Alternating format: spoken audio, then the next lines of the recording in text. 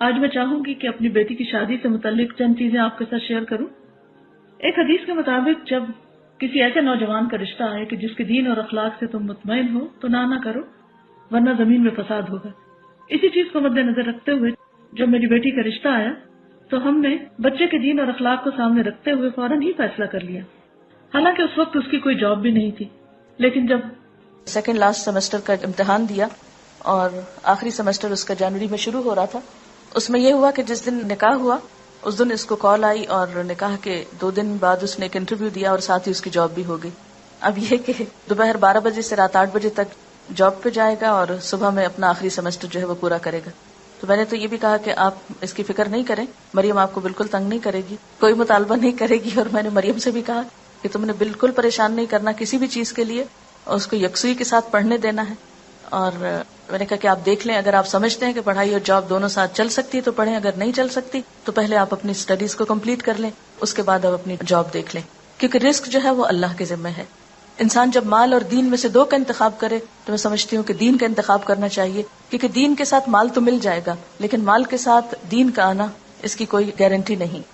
نبی صلی اللہ علیہ وسلم نے فرمایا کہ 4 چیزیں خوش قسمتی کی علامت ہے: نیک بیوی، کھلا گھر، نیک ہمسایہ، اچھی سواری، اور 4 چیزیں بدبختی کی علامت ہے: بری بیوی، برا ہمسایہ، بری سواری اور تنگ گھر۔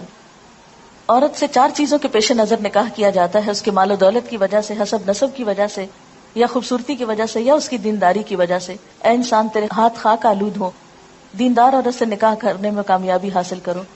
ہمیں سوچنا چاہیے کہ آخر اللہ کے رسول صلی اللہ علیہ وسلم نے دینداری ہی کو کیوں دیکھا اور کیوں معیار بنایا؟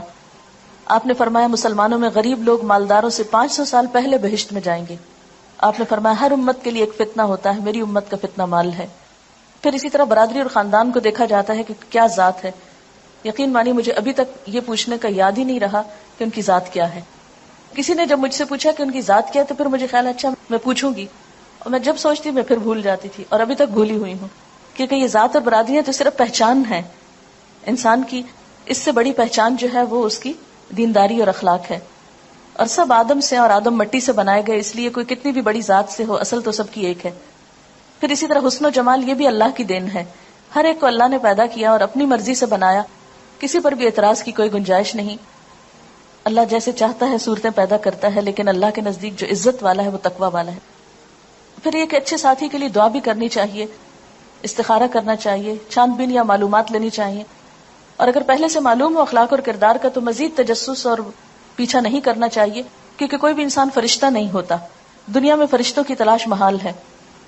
اور اچھے ساتھی کے لیے جو دعائیں ہیں اس میں ایک تو یہ قرآنی دعا ہے اور دوسری حضرت موسیٰ علیہ السلام کی رب انی لما انزلت الی من خیر فقیر۔ پھر استخارہ ہے، اور استخارہ سے کوئی غیب کی خبر نہیں پتہ چلتی، استخارہ جو ہے وہ اللہ تعالیٰ سے ایک مشورہ ہے کہ اللہ تعالیٰ اگر یہ کام اچھا ہے تو ہمارے لیے آسان کر دے، اور اگر اچھا نہیں تو ہم سے پھیر دے۔ اس میں دعا استخارہ بھی دی گئی ہے CD میں، تاکہ لوگ اگر اسے دیکھیں تو آئندہ اپنے استعمال میں لا سکیں۔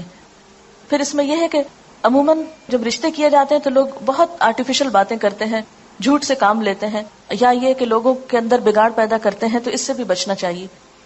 مشورہ صرف اس سے کرنا چاہیے جو آپ کو صحیح مشورہ دے، اور صرف اس تک بات پہنچائیں جس نے آپ سے مشورہ لیا ہے۔ یہ نہیں کہ آپ irrelevant شخص سے پوچھا، پھر اس نے ایسی باتیں آپ کو بتائیں اور پھر ان باتوں کو کھولنا شروع کر دیا اور رشتہ لیتے لیتے لوگوں کو آپس میں لڑا کے اور فساد ڈال دیا۔ یہ عموماً جو ہمارے ہاں دیکھا جاتا ہے وہ درست نہیں۔ اسی طرح یہ ہے کہ لڑکی کو دیکھ لینا چاہیے اگر لڑکے کی خواہش ہو، اور اس میں یہ ہے کہ تصویر بھی دکھائی جا سکتی ہے اور سامنے بھی دیکھا جا سکتا ہے، لیکن یہ ہے کہ اگر ممکن ہو تو پہلے سے دیکھ کر پھر پیغام بھیجا جائے، یا یہ کہ جب سب بات طے ہو جائے تو پھر آمنے سامنے لا کے دکھایا جا سکتا ہے۔ آپ صلی اللہ علیہ وسلم کو حضرت عائشہ کو دکھایا گیا تھا خواب میں۔ پھر یہ ہے کہ منگنی جب ہو جائے، بات طے ہو جائے، اور اس میں آپ کو یہ بتا دوں کہ منگنی کے موقع پر ہم نے ایسا نہ تو کوئی تقریب کی، نہ ہی کسی تحفوں کا تبادلہ کیا، نہ ہی انگوٹھی پہنائی، نہ انہوں نے انگوٹھی پہنائی، نہ ہم نے، نہ کوئی کپڑے وہ لائے، نہ ہم نے کپڑے بھیجے، نہ ہی کچھ اور۔ ہوا یہ کہ جب زبانی کلامی بات پکی ہو گئی تو اس کے بعد نیکسٹ ڈے جیسے خوشی کے موقع پہ کچھ پھول وہ لے کر آئیں مریم کی جو ساس ہیں۔ جی یہ بھی بتاتی چلو کہ وہ ہماری 3rd بیچ کی اسٹوڈنٹ تھی اسلام آباد میں، اور عائشہ جو شروع میں یہاں پر کلاس انچارج کے طور پہ کام کرتی تھی وہ ان کی بیٹی ہیں، اور ان لوگوں کو کافی سال سے میں جانتی تھی، اس لیے کوئی ایسی اس میں مزید بات نہیں تھی، کسی بھی پریشانی کی۔ تو الحمدللہ چلتے پھرتے میں ہی بات طے ہو گئی، اور جواب میں ان کی مدر کے لیے خوشبو لے کر گئی، لڑکے کے لیے نہیں، کیونکہ مائیں جو ہیں وہ بچوں کو جنم دیتی ہیں، ان کی تربیت کرتی ہیں، ان کے لیے اتنی تکلیفیں اٹھاتی ہیں، اس لیے مجھے یوں محسوس ہوتا تھا کہ یہ موقع ماں کے لیے بڑی خوشی کا ہوتا ہے نا، جب بچوں کے کوئی رشتہ طے ہوتا ہے. ٹھیک ہے بیٹے کے لیے تو بعد میں بھی کچھ ہو جائے گا، لیکن پہلے ماں کا دل خوش کرنا چاہیے. اس لیے اس موقع پر جب جوابی طور پر میں واپس گئی تو پھولوں کی بجائے ایک خوشبو چھوٹی سی لے کر گئی. پھر اسی طرح یہ ہے کہ لڑکے اور لڑکی کی تنہائی میں باتیں نہیں ہونی چاہیے، ٹیلی فون پہ لمبی لمبی گفتگو درست نہیں، چیٹنگ درست نہیں. آپ صلی اللہ علیہ وسلم نے فرمایا عورتوں سے تنہائی میں ملاقات کرنے سے باز رہو. پھر اسی طرح ہاتھ ملانا یا خود انگوٹھی پہنانا، یہ باتیں بھی درست نہیں. نبی صلی اللہ علیہ وسلم کا ہاتھ کبھی کسی عورت سے نہیں چھوا تھا. پھر اسی طرح بن سنور کر لڑکے کے ساتھ باہر ڈرائیونگ پہ جانا یا سیر و تفریح کے لیے، یہ بھی درست نہیں. پھر یہ کہ رشتہ دیکھنے کے بعد بعض اوقات ہم ریجیکٹ کرتے ہیں تو اس میں طرح طرح کے نقص نکالتے ہیں، ناک ایسا ہے، قد ایسا ہے، رنگ ایسا ہے، اور اس کو ہر جگہ مشہور کرتے پھرتے ہیں. قرآن پاک میں اللہ تعالیٰ فرماتے ہیں کہ آپس میں ایک دوسرے پر تان نہ کرو، کسی کے برے نام نہ رکھو. ایمان لانے کے بعد فسق میں نام پیدا کرنا بہت ہی برا ہے. پھر اسی طرح ہمارے ہاں صرف لڑکے والے پیغام بھیجتے ہیں، لڑکی والے نہیں بھیج سکتے، بہت معیوب سمجھا جاتا ہے. حالانکہ اگر اس میں ہم دیکھتے ہیں کہ حضرت عمر کی بیٹی حضرت حفصہ جو تھی، جب وہ بیوہ ہوئی تو وہ خود حضرت ابو بکر کے پاس پیغام لے کر گئے کہ میری بیٹی سے نکاح کر لو. تو اس میں کوئی معیوب بات نہیں ہے.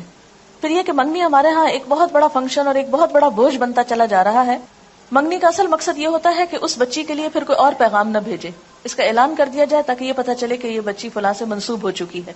اور فرمایا کہ کوئی مسلمان کسی دوسرے مسلمان کے پیغام پر پیغام نہ بھیجے، نہ کوئی کسی کی فروخت شدہ چیز پہ اپنی چیز بیچے، اور نہ ہی کسی عورت کو نکاح کا پیغام بھیجے جس کے لیے کسی اور نے پیغام بھیجا ہو.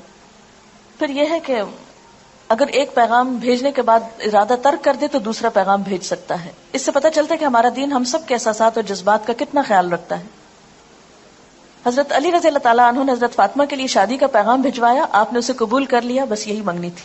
کیونکہ بات انسان کی یہ عہد سب سے بڑی بات ہوتی ہے. مردوں کے لیے سونے کی انگوٹھی پہننا جو ہے وہ درست نہیں. آپ نے فرمایا کہ تم میں سے کوئی شخص آگ کے انگارے ہاتھ میں پہننا چاہتا ہے تو وہ سونے کی انگوٹھی پہن لیتا ہے. پھر اسی طرح جہیز، بہت سے لوگوں نے یہ سوال کیا کہ آپ نے جہیز میں کیا دیا. بات یہ ہے کہ بلیو می، میں اس سارے عرصے میں ایک دفعہ بھی بازار نہیں گئی. کچھ مریم کو ضرورت کی چیزیں چاہیے تھی، مریم یہاں نہیں تھی، جیسے جوتے لانے تھے تو تیمیہ یا اسما کے سائز پہ ادریس صاحب ساتھ چلے گئے اور یہ لوگ جا کے جوتے لے آئے. اور اسی طرح کسی کے ساتھ ان کو بھیج کر کچھ ضروری چیزیں جو تھی وہ لی گئی. باقی یہ کہ اسلام آباد کا گھر جب سے میں آئی ہوں ایک طرح سے پیک پڑا تھا. جو میری اب فالتو چیزیں تھی استعمال ہونے کا اتفاق، اب مجھے لگ رہا تھا کہ میں نے تو ان کو استعمال نہیں کرنا. وہ میں نے مریم سے کہا کہ بیٹا اب تم ان کو لے جاؤ. وہاں ان کی ساس کہنے لگی کہ ہمیں ضرورت نہیں ہے، اس لیے کہ ہمارے گھر میں سب کچھ ہے. اور مجھے بھی یہ لگتا تھا کہ وہاں پر کوئی جہیز کی ایسا ضرورت نہیں، اس لیے باہر سے تو کوئی اس طرح کی خریداری نہیں کی گئی. کچھ چیزیں جو گھروں میں عام طور پر کچھ نہ کچھ رکھا ہوتا ہے اس کو میں نے نکال کر گھر صاف کر دیا.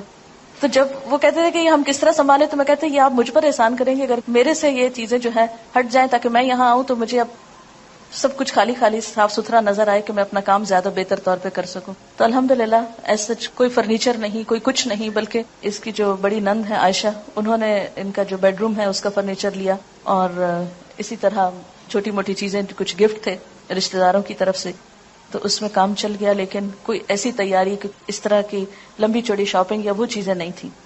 جہیز میں عام طور پر یہ ہے کہ قرض لیا جاتا ہے اور اس کے کمائی کے لیے آدمی لوگ جو ہیں وہ رشوت وغیرہ لینے پہ مجبور ہوتے ہیں. بعض اوقات کم چیزیں لانے پہ لڑکی کو تانے دیے جاتے ہیں اور اسراف اور دکھاوا بھی اس میں بہت ہوتا ہے.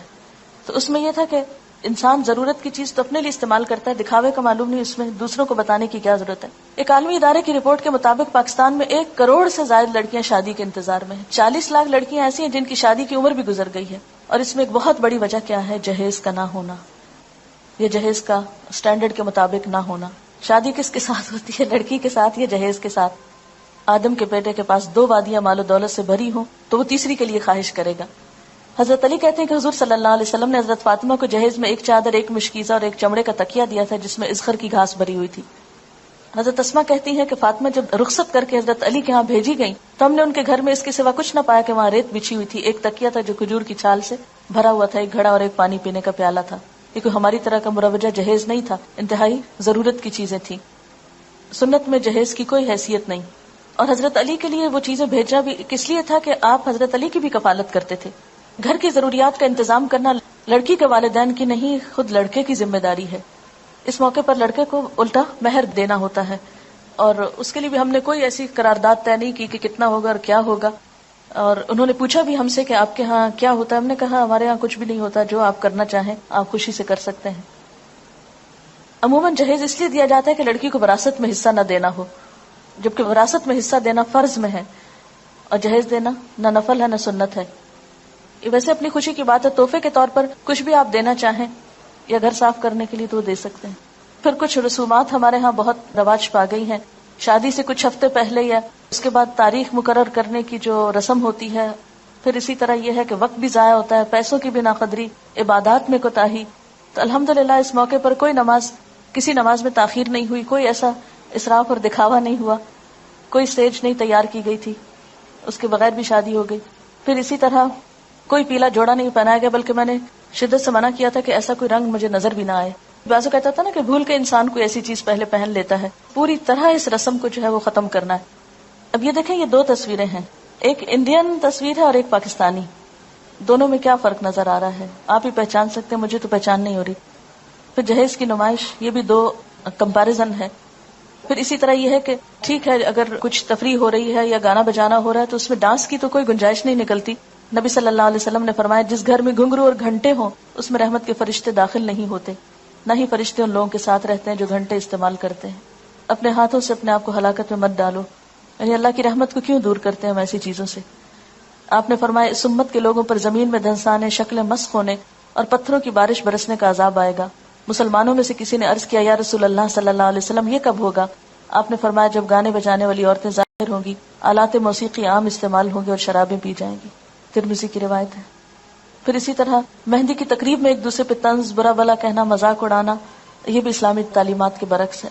پھر اسی طرح مہندی کے موقع پر کھانوں کا اہتمام جو ہے اور اس میں خصوصی ڈیکوریشن یلو کلر میں, یہ تو درست نہیں, لیکن مہندی لگانا درست ہے. اس موقع پر ایسا کیا تھا کہ ہاسٹل کی سب بچیوں کو ہم نے اکٹھا کر لیا تھا باہر سے, صرف میری بہنیں تھیں, مریم کی جو نندیں ہیں انہوں نے مریم کو مہندی لگائی اور میں نے ہاسٹل کی سب بچیوں کے ہاتھ پہ کچھ کچھ لگایا. اوٹ پٹانگ لکیریں ادھر ادھر تھوڑا تھوڑا. ایک بات بتانا میں بھول گئی کہ مریم چونکہ وہاں تھی تو میں نے کہا کہ کچھ کام تم شروع کرو, فارغ نہیں بیٹھو. تو کلاس نے اسماء الحسنی نہیں ابھی پڑھے تھے, دو کلاسز اس وقت وہاں چل رہی ہیں, ایک تعلیم القرآن کورس کی اور ایک دوسری, تو اس نے ان کو اسماء الحسنی سکھانے شروع کی, جیسے اسماء یہاں پر یہ صورتوں کے نام وغیرہ سکھاتی. تو جو آخری دن تھا, یعنی شادی کا جو دن تھا, نکاح کا دن, اس دن اس کا بس صرف ٹائم ٹیبل تھوڑا تبدیل کیا تھا کہ صبح صبح اس کی کلاس تھی, لیکن یہ کہ اس دن بھی اس نے پڑھایا. پھر اسی طرح یہ ہے کہ کھانوں میں بہت زیادہ اسراف ہوتا ہے. قرآن پاک میں اللہ تعالیٰ فرماتے ولا تبذر تبذیرا ان المبذرین کانوا اخوان الشیاطین وکان الشیطان لربہ کفورا. فضول خرچی نہ کرو, فضول خرچ لوگ شیطان کے بھائی ہیں اور شیطان اپنے رب کا ناشکرا ہے. یعنی پیسے کا ضیاع محض دکھاوے میں اور اسراف میں, یہ شیطان کو خوش کرنے والی بات ہے, رحمان کو نہیں. اور اس میں اب ضرور آپ کو انتظار ہوگا کہ مریم نے پہنا کیا تھا. اس کو سفید رنگ کا جوڑا پہنایا تھا جس میں پنک کلر کی پائپنگ دوپٹے پہ لگی ہوئی تھی اور کچھ پنک کلر کی کڑھائی تھی اور پنک کلر کے موتیوں کا ہار تھا. یہ شادی کے موقع پر جو فنکشن تھا اس میں پہنایا تھا. اس کے بعد یہ ہوا کہ جب نکاح ہوا, تقریب ختم ہوئی, دعا ہوئی اور اس کے بعد یہ لوگ چلے گئے واپس. بعد میں جو ہمارے مہمان تھے انہوں نے کچھ کھانا کھایا اور اس میں یہ تھا کہ جو ہاسٹل کی بچیاں تھیں ان کو ہم نے کھانے میں شریک کیا. باہر سے ایز سچ ہم نے کھانے کے لیے لوگوں کو نہیں بلایا تھا, رشتہ داروں کو تو obviously سب جمع تھے, ان کو کھانا کھانا تھا, کچھ دوست بھی, لیکن باقاعدہ اس طرح کی تقریب نہیں تھی یا کھانے کے انویٹیشن جس طرح عموماً دیے جاتے ہیں وہ نہیں تھے. اس کے بعد یہ تھا کہ میں یہ چاہتی تھی کہ مریم سب نمازیں وغیرہ پڑھ لے اور عشاء کی نماز پڑھنے کے بعد اس کی رخصتی ہو تاکہ نماز میں کوئی حرج نہ آئے, کیونکہ اگر دن کو یہ چلی جاتی ہے 5-7 منٹ کے راستے پہ تو گھر تھا, 10 منٹ کا ہارڈلی راستہ ہوگا جہاں اس کو جانا تھا. تو میں نے کہا کہ ابھی جا کے اگر سارا دن بیٹھی رہے گی, ذرا وہاں جھجکے گی یا اور لوگ بھی ہوں گے, تو بہتر ہے کہ یہ اپنا ریلیکس ہو, آرام کرے گھر میں اور اس کے بعد جائے.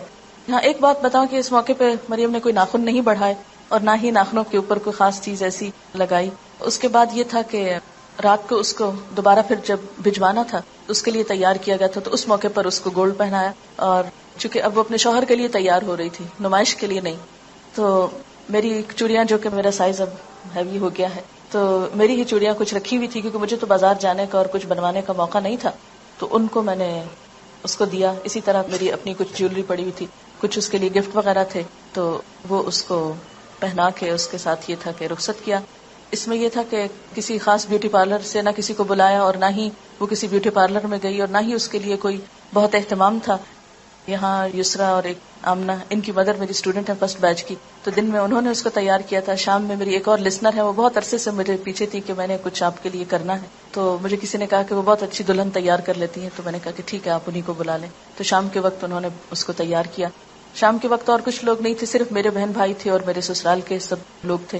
اور اس میں جو ٹائم تھا کہ 8:30 بجے رخصت کرنا ہے، اور جب یہ لوگ پہنچے لینے کے لیے، اس وقت پھر کوئی خاص ہنگامہ نہیں ہوا. مریم سے میں نے کہا خود چلو، اور خود چل کے خیر گاڑی تک پہنچی، اس کو بٹھایا. کوئی رونا دھونا نہیں، کوئی چیخنا چلانا ہے، ہنگامہ نہیں، کوئی مصنوعی قسم کے آنسو نہیں، کچھ نہیں. لیکن دل میرا جو تھا بہت ہی، جسے کہتے ہیں نا کہ جسم کا ایک ٹکڑا انسان الگ کرتا ہے، کیونکہ حالانکہ مجھے پتا ہے پھر ملے گی یہ سب، لیکن ایک ان نون کسی میرے اندر اداسی تھی، یا ایک جیسے ایک محبت، یہ خون کا رشتہ ہوتا ہے، وہ ایک طبعی سی چیز ہے. لیکن الحمدللہ نارملی ان کو رخصت کیا، اور اس موقع پہ میں نے دعا پڑھی، استودعکم اللہ دینکم و امانتکم و خواتیم عملکم، اور ان کو بھجوا دیا. اور جو سب سے مشکل پارٹ تھا وہ یہ تھا کہ میں اپنے داماد سے حجاب کیسے اتاروں. مجھے اس قدر شرم آ رہی تھی، اس قدر شرم، کیونکہ اس دن تو میں نے خیر اتارا نہیں، وہ باہر ہی تھا بیچارہ، اندر تک نہیں آیا. لیکن اگلے دن جب صبح میں مریم ساتھ آئی تو مجھے یہ تھا کہ اب میں کیا کروں. میں چادر لی تھی، تھوڑا سا نیچے کیا، پھر تھوڑا سا، پھر تھوڑا سا. تو لیکن اس کے سسر جو ہیں ان کے سامنے میں ابھی تک نہیں جا سکی، کیونکہ میری ہمت نہیں پڑتی تھی کہ میں کس طرح ان کے سامنے جو، کہ وہ الہدا میں پہلے سے ہی الہدا کی تعمیر کرنے میں وہ کافی ایکٹیو رول ادا کرتے رہے ہیں. ہم جب یہاں آ گئے کراچی تو پیچھے سے چونکہ ادریس صاحب وہاں نہیں ہوتے تھے، تو پھر بہت سے مسائل جو مرد حل کرتے ہیں تو اس میں وہ بہت ماشاءاللہ کام کرتے رہے. وقتاً فوقت جب انہیں بلایا وہ اسی وقت اٹھ کے آ جاتے تھے. تو ان کے ساتھ کئی ایک میٹنگز پہلے ہو چکی تھی. اب مجھے شرم یہ آ رہی تھی کہ پھر میں ان کے سامنے بیٹھوں اور منہ سے کھول کے بیٹھوں، لیکن یہ ہے کہ ظاہر ہے کہ اب ایک رشتہ ہے تو انشاءاللہ نیکسٹ میٹنگ میں پھر بیٹھیں گے. اس کے بعد یہ تھا کہ جیسے میرے رشتہ دار اور کچھ اور لوگ گفٹ وغیرہ لے کر آئے تھے. باقی تو میں نے چونکہ انوائٹ نہیں کیا تھا، اور میرا مقصد یہی تھا کہ لوگوں کو کچھ لانے کی تکلیف نہ ہو. اسٹاف کے لوگوں میں سے میں نے کسی ایک کو مقرر کیا ہوا تھا کہ اسٹوڈنٹس میں سے اگر کوئی گفٹ لے کر وہاں پر آئے تو اس کو بہت پیار سے، بہت اچھے طریقے سے سمجھا دیں کہ یہ اس طرح کی شادی تو ہو نہیں رہی، تو آپ ایسا نہیں کریں.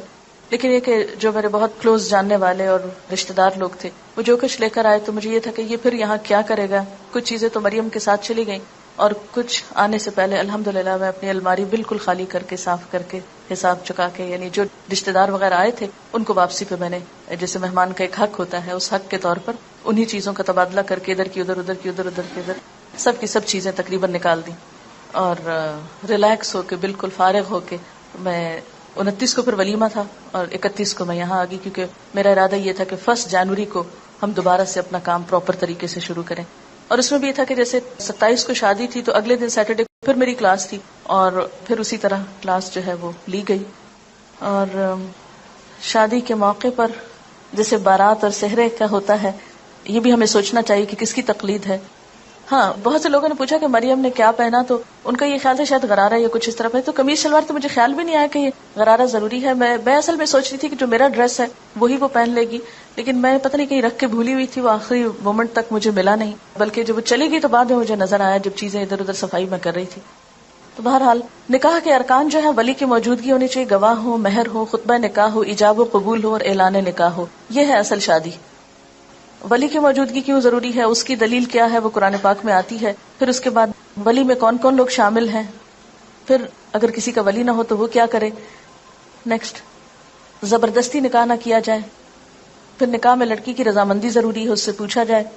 پھر اسی طرح یہ ہے کہ اگر لڑکی بولتی نہیں، خاموش رہتی، تو یہ خاموشی بھی اس کی اجازت ہے، لیکن رضامندی کے بغیر نکاح درست نہیں.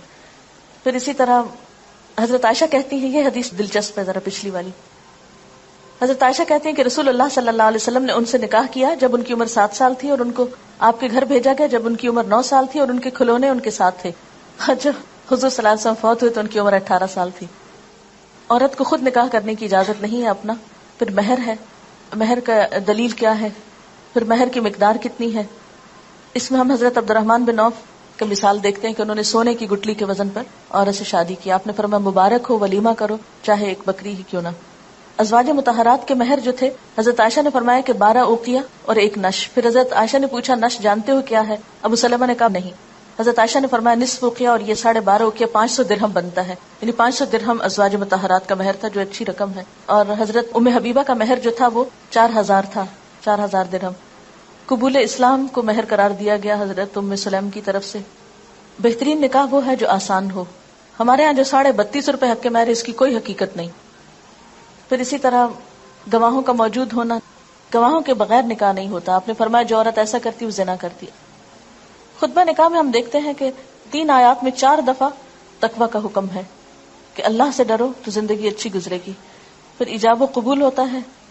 3 دفعہ پوچھا جاتا ہے لڑکے سے کہ اس حق کے مہر کے عوض یہ لڑکی تمہیں قبول ہے. جب وہ 3 دفعہ ہاں کرتا ہے تو پھر نکاح کی گرہ لگ جاتی. نیکسٹ، اس میں آڈیو لیکچر بھی CD کے اندر موجود ہے، وہ سنا جا سکتا ہے. مبارکباد کے کلمات مسنون. آپ نے فرمایا حلال اور حرام کے درمیان فرق کرنے والی چیز دف ہے، یعنی اعلان نکاح ہے. پھر عورت جب گھر آئے تو اس کے لیے دعا کرنی چاہیے. پھر دعوت ولیمہ ہے، اور یہ دعوت بھی اپنی حیثیت کے مطابق کرنی چاہیے، اور اس میں بھی اسراف اور دکھاوا نہیں ہونا چاہیے.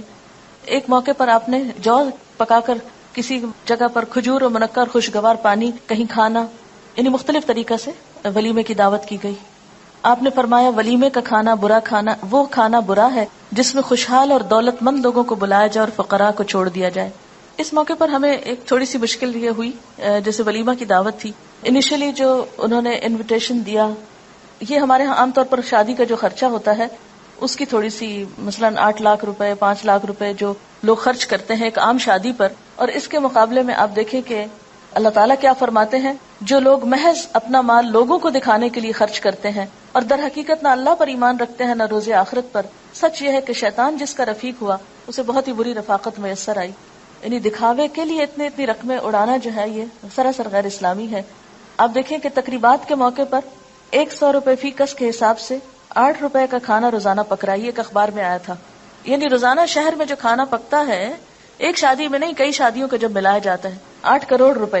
یعنی اگر 100 روپے پر پرسن کا کھانا ہو تو ایک دن میں جو پک رہا ہے. پھر اسی طرح ہر سال پاکستانی 150 ارب روپے کا گوشت کھاتے ہیں. پھر اسی طرح دوسری طرف ہم دیکھتے ہیں کہ پاکستان کی 25% آبادی غذا کی کمی کا شکار ہے. 30% کھانا روز ضائع ہوتا ہے. صرف کراچی میں 2 کروڑ روپے مالیت کا کھانا روزانہ جھوٹا کر کے چھوڑ دیا جاتا ہے. یہ اخبار کے اسٹیٹسٹکس ہیں. یہ اعداد و شمار ہم سے کیا تقاضا کرتے ہیں؟ پاکستان کی کل آبادی 13 کروڑ ہے، اس میں سے 4 کروڑ 20 لاکھ لوگ، آبادی کا 30% حصہ انتہائی غریب ہے. 4 کروڑ 70 لاکھ لوگ، آبادی کا 62% لکھنا پڑھنا نہیں جانتے. 76% عورتیں پڑھی لکھی نہیں. 80 لاکھ بچے اسکول نہیں جاتے. 7 کروڑ 20 لاکھ لوگوں کا یعنی 53% حصہ حفظان صحت، ہسپتال اور طب کی سہولتیں میسر نہیں. 5 کروڑ 40 لاکھ لوگوں کو طبی سہولتیں میسر نہیں. 90 لاکھ بچوں کو مناسب غذائیت میسر نہیں. 6 کروڑ 10 لاکھ لوگوں کو صاف پینے کا پانی میسر نہیں. یہ فیڈرل بیورو آف سروے نے یہ رپورٹ پیش کی ہے. تو جس ملک کی آبادی کا حال یہ ہو، وہاں پر اتنا اسراف شادیوں کے موقع پر کسی طور پر بھی جائز نہیں. اگر اس پیسے کو ہم اپنی قوم کی تعلیم کے لیے خرچ کریں تو ہمارے لیے صدقہ جاریہ ہو. پرائمری اسکول کا 1 سال کا خرچہ 2 لاکھ روپے ہے. ایک بچے کی تعلیم 3,000 روپے سالانہ ایوریج. پروفیشنل کالج میں ایک بچے کی تعلیم 12,000 روپے سالانہ. ٹی بی کے مریض کا علاج 8,000 روپے سالانہ. کیا ایسا نہیں ہو سکتا کہ ہم اپنی شادیوں میں سے کچھ پیسے بچا کر ہم اپنے عوام پر صرف کریں جنہیں ضرورت ہے؟ تو جو لوگ اپنے مال اللہ کی راہ میں صرف کرتے ہیں ان کے خرچ کی مثال ایسی ہے جیسے ایک دانہ بویا جائے اور اس سے 7 بالیں نکلیں، ہر بال میں 100 دانے ہوں. اسی طرح اللہ جس کے عمل کو چاہتا ہے افزونی عطا فرماتا ہے. وہ فراخ دست بھی ہے اور علیم بھی ہے. ایک اور چیز میں بتانا چاہوں گی، یہاں پر ایک انٹرویو ہے، اس وقت ٹائم نہیں.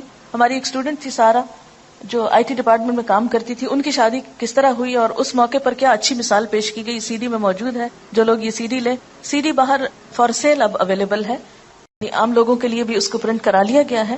تو اس میں آپ دیکھیں کہ اگر اسی مال کو ہم اپنی دنیا اور آخرت سنوارنے کے لیے استعمال کریں بنسبت اس کے کہ صرف ایک شادی کے موقع کو اپنی ذاتی خواہشات کی تکمیل کے لیے، صرف اپنے دل کو یا اپنی آنکھوں کو ٹھنڈا کرنے کے لیے مال خرچ کریں، اس کی بجائے اگر ہم اسے باقاعدہ بہتر طرح استعمال کریں تو دنیا بھی ہماری بہتر ہو سکتی ہے اور آخرت بھی. اس میں صدقہ خیرات کر کے انسان کو بتانا تو نہیں چاہیے، لیکن تھوڑی سی مثال میں دوں گی کہ جیسے رشتہ داروں کا حق ہوتا ہے، تو میں نے کوشش یہ کی کہ شادی کے موقع پر جو گفٹ آئے ہیں وہ صرف مریم کو نہیں ملے بلکہ رشتہ داروں کو بھی ملے. اس کی کزنز جو ہیں یا ان کی جو اور رشتہ دار خواتین ہیں، جو بھی بچے یا بڑے یا جو بھی تھے، تو اس کو میں نے ان لوگوں کو بھی تقسیم کیا. اور یہ بھی میرے دل میں اللہ کی رضا تھی، نہ کہ یہ سوچا کہ ان کی طرف سے مجھے کچھ ملے یا یہ اگر کچھ لائے ہیں تو اس کا بدلہ ہو. نہیں، صرف ایک صلہ رحمی کے لیے. دوسرا یہ کہ مریم کو جیسے ولیمے کے موقع پر کچھ آنے والوں نے کچھ پیسے ویسے جو سلامی جس کو بولتے ہیں وہ دی، تو اگلے دن جب صبح میں آئی تو ایک لفافہ پکڑا ہوا تو کہنے کہ ماما یہ الہدا میں ڈال دیں. میرا داماد بھی ساتھ تھا تو کہنے لگے کہ یہ ہم دونوں کی طرف سے الہدا کے لیے ہے. تو میں نے کہا کہ آپ لوگ ایک نئی زندگی شروع کر رہے ہیں، آپ کو اپنی ایجوکیشن وغیرہ کے لیے بھی ضرورت ہوگی تو آپ لوگ رکھیں اس کو، لیکن بالکل نہیں مانے اور بسد اصرار وہ پیسے جو ہیں وہ چھوڑ گئے. خیر میں نے بھی نہ پوچھا کہ کتنے ہیں اور نہ میں نے خود گنے، میں نے الہدا کی انتظامیہ کے حوالے کیے اور اس طرح زندگی کا ایک آغاز کیا گیا. اس کے بعد یہ تھا کہ جب صبح ملنے کے لیے آئے ہیں تو میری کلاس کا وقت تھا، میں تھوڑا سا بیٹھی ہوں اور اس کے بعد میں نے معذرت کی، میں نے کہا کہ میری کلاس کا وقت ہے. تو میرے داماد کہتے ہیں کہ نہیں آپ ضرور جائیں، اور میں کلاس میں چلی گئی. تو میں نکلنے لگی تو میں نے کہا کیا مریم بھی آ سکتی ہے، کیونکہ شادی کے بعد شوہر کی اجازت ضروری ہے، چاہے وہ بچے ہیں اپنے لیکن پھر بھی جو ادب آداب ہیں ان کا لحاظ ضروری. کہتے کیوں نہیں انشاءاللہ ضرور. تو وہ باہر پھر مردوں میں چلے گئے اور مریم جو ہے وہ کلاس میں میرے ساتھ نیکسٹ ڈے پر نیچے بیٹھی. تو پھر اس کے بعد یہ تھا کہ چونکہ کھانے کا وقت ہو رہا تھا، ان لوگوں کو جانا تھا، کچھ اور مہمان وغیرہ بھی تھے ان کے ہاں، تو پھر وہ بیچ میں کلاس کے اٹھ کے چلی گئی. لیکن یہ کہ مجھے نہیں پتا چلا کہ شادی کے ساتھ جو تعلیم کا سلسلہ ہے، یہ جو کام ہے، وہ کسی طور پر بھی متاثر نہیں ہوا، اس لیے کہ جن لوگوں کے ساتھ رشتہ جوڑا وہ بھی دین کو سمجھنے والے، مقصد کو سمجھنے والے اور وقتاً فوقتاً اس کی تعلیم و تبلیغ میں شریک بھی رہے ہیں. اس لیے الحمدللہ کسی موقع پر کوئی تکلف نہیں، کوئی بیڈ فیلنگ نہیں. میں اللہ کا کتنا شکر ادا کروں کہ میرے آنسو اس پہ نہیں تھمتے کہ اللہ تیرا کتنا شکر ہے کہ تھرو آؤٹ رشتہ لینے سے لے کر شادی کے یعنی آخر میں جو میں ان کو خدا حافظ کہہ کے آئی ہوں، اس سارے موقع تک ایک مرتبہ بھی اللہ کا 1000 لاکھ دفعہ شکر ہے کوئی بیڈ فیلنگ دونوں فریقین کے درمیان نہیں ہوئی. ورنہ عام طور پر کیا ہوتا ہے کہ شادی ہونے سے پہلے یا شادی کے دن یا شادی کے بعد کوئی نہ کوئی بہانہ ڈھونڈ لیا جاتا ناراض ہونے کا، یا کوئی بہانہ ڈھونڈ لیا جاتا ہے ایک دوسرے کو ستانے کا یا پریشان کرنے کا. اصل حقیقی خوشی اور سکون اور راحت اور آرام کس میں ہے؟ مال و دولت کے دکھاوے یا اسراف اور لباس اور ان چیزوں میں نہیں ہے. اصل خوشی یہ ہے کہ انسانیت کا احترام ہو، ایک دوسرے کی عزت کی جائے، ایک دوسرے کو اس کا مقام دیا جائے، ایک دوسرے کی قدر پہچانی جائے، اور اس کا پورا لحاظ رکھا گیا. الحمدللہ دونوں طرف سے رکھا گیا. اس میں میرا کوئی کمال نہیں ہے یا میری طرف سے نہیں ہے. اگر ظاہر ہے کہ وہ لوگ کوآپریٹ نہیں کریں تو ہم کیا کر سکتے ہیں، لیکن چونکہ رشتہ اگر دین کی بنیاد پر ہوتا ہے اور دین کی روح اور اسپرٹ کو جاننے والے لوگ موجود ہوں تو پھر بہت سے معاملات طے کرنے میں مشکل نہیں ہوتی. یعنی کسی بھی معاملے میں یہ نہیں ہوا کہ اگر ہم نے کہا ایسا کر لیتے تو انہوں نے کہا نہیں یہ تو ہو نہیں سکتا، یا انہوں نے کہا کہ ایسا کرتے تو ہم نے کہا یہ تو پاسبل نہیں. کہیں نہیں، دونوں فریقین نے ایک دوسرے کے ساتھ مکمل طور پر ہم آہنگی اور آپس میں اتفاق کا مظاہرہ کیا. شادی کے بعد یہ ہے کہ دونوں کا تعلق کیا ہے. ہن لباس لکم وانتم لباس لہن، وہ تمہارا لباس ہے تم ان کا لباس. اس سلسلے میں جو خاص نصیحت میں نے مریم کو رخصتی کے وقت کی وہ کیا تھی کہ مریم تم ایک نئے گھر میں جا رہی ہو، لیکن یاد رکھنا یہ عارضی گھر ہے، اس سے آگے ایک پائیدار گھر تمہارا انتظار کر رہا ہے. اس زندگی کی خوشیوں میں اور اس زندگی کے سکون میں جا کر تم اپنی آخرت کو نہیں بھولنا. میں تمہیں اس موقع پر بھی یہی نصیحت کروں گی کہ وہاں جا کر بھی آخرت کے گھر کی تیاری جاری رکھنی ہے. اور اس میں سب سے پہلے یہ کہ آخرت کی تیاری حقوق العباد کو ادا کر کے ہوتی ہے. عبادات تو اپنی جگہ. ہاں ایک اور دلچسپ بات یہ کہ جب نیکسٹ ڈے ملاقات ہوئی میرے بچے کی والدہ سے تو کہنے لگی کہ ہنس رہی تھی کہ آج سب لوگ مسجد میں انتظار کر رہے تھے کہ آج تو عاطف کی شادی ہے، دیکھتے ہیں فجر کی نماز میں آتا ہے یا نہیں. تو کہتے ہیں کہ الحمدللہ وہ اس امتحان میں پورا اترا ہے اور آج بھی فجر کی نماز اس نے مسجد میں جا کے پڑھی ہے.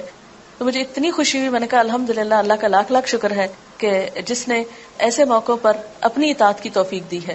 ورنہ عموماً کیا ہوتا ہے خوشی کا موقع یا غم کا موقع سب سے پہلے ہم نماز روزہ یا انسانوں کے حقوق کو بھول جاتے ہیں بعض اوقات. تو اس میں یہ ہے کہ جو خاص تاکید میں نے کی کہ مجھے کوئی بھی چیز جو گھر میں ایسی ہو جو، کیونکہ انسان ہے اگر کسی قسم کی کوئی ناگوار فیلنگ بھی کبھی آئے اللہ نہ کرے مجھ تک نہیں پہنچانی، اس کو کہیں باہر جا کے ڈسکلوز نہیں کر، کسی دوست سے اس کا ذکر نہیں کرنا، اللہ سے دعا کرنی ہے اور مدد مانگنی ہے اور اس سفر کو جاری رکھنا ہے. میں کوئی بھی شکایت، کوئی بھی عیب، کوئی بھی چیز نہ دیکھنا چاہتی ہوں نہ سننا چاہتی ہوں. نو وے. ہن لباس لکم وانتم لباس لکم، دونوں آپس میں نپٹو، ایک دوسرے کا لباس ہو، آپس میں ایک دوسرے کے ساتھ مفاہمت اور موافقت کرو. اور یعنی کہ لڑکا یا لڑکی بالغ ہوتے ہیں تو شادی ہوتی ہے، تو بالغ ہونے کا مطلب یہ کہ اب میچور بھی ہوں اور ایک دوسرے کا حق پہچانے. اس میں عموماً یہ ہوتا ہے کہ مائیں خود کریت کریت کے پوچھتی کیا کھایا تھا، کیا پیا تھا، کیا ملا تھا. اچھا مجھے تو یہ بھی یاد نہیں رہا، لوگوں نے اس سے پوچھا اچھا تمہیں منہ دکھائی کیا ملا، اس کو سمجھ ہی نہیں پہلے آئی کہ یہ کیا کہہ رہے. لیکن مجھے کوئی انٹرسٹ نہیں ہوا کہ میں جا کے پوچھوں کہ اچھا کیا زیور تھا تمہارا، کیونکہ ہم نے کوئی زیور اس طرح ایسا منگایا نہیں کہ وہ وہاں سے لا کر دیں اور پھر یہ اس طرح پہنے. جو بھی آیا پہنا. میں نے نہیں ایک دفعہ آنکھ بھر کے بھی نہیں دیکھا کہ کیا چیز ہے، اس لیے کہ جس کا ہے اس کو اللہ نصیب کرے. اور باقی یہ ہے کہ نہ تو اس میں دکھاوا اور نہ ریاکاری اور نہ ہی کوئی دلچسپی ہمیں. چیز کسی کی ہو، دلچسپی ہمیں کس بات سے. اور باقی چیزیں تو ان چیزوں پہ مال قابل بھروسہ نہیں کہ اس کے بھروسے پر ہم